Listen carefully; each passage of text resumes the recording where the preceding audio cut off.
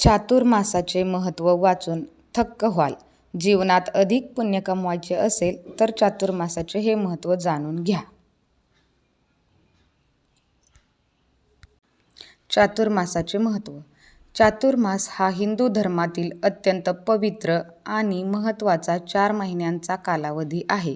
या 4 महिन्यात आपण जेवढे पुण्यकर्म करू, जेवढे नामस्मरण, देवपूजा करू, त्याचे फळ पटकन प्राप्त होते. देवशयनी एकादशीला भगवान विष्णू योगनिद्रेत जातात म्हणजेच झोपतात.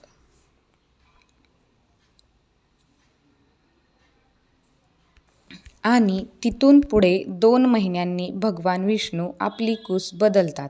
याला परिवर्तिनी एकादशी असे म्हणतात. मग तिथून पुढे भगवान विष्णू 2 महिन्यांनी योगनिद्रा पूर्ण करून उठतात म्हणजेच याला प्रबोधिनी एकादशी असे म्हणतात किंवा देवउठणी एकादशी सुद्धा म्हणतात. या ठिकाणी चातुर्मासाचा 4 महिन्यांचा कालावधी पूर्ण होतो व चातुर्मास समाप्ती होते. या चातुर्मासामध्ये आपण मांसाहार पूर्णपणे वर्ज्य केला पाहिजे. आपण आध्यात्मिक साधना जास्त प्रमाणात केली पाहिजे, जसे की जप, ध्यान, पूजा, पारायण आणि भजन कीर्तन केले पाहिजे. तसेच अनेक जण उपवास करतात, सात्विक आहार ग्रहण करतात. या काळात दानधर्माचे सुद्धा महत्त्व आहे.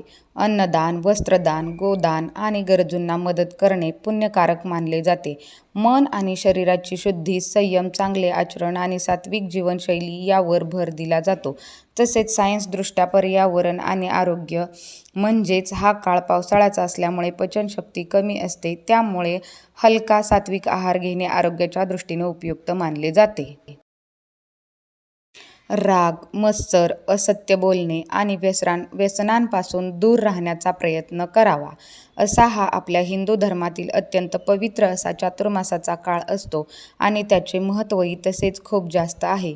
रामकृष्ण हरी. श्री स्वामी समर्थ. आपला दिवस अत्यंत चांगला जावो.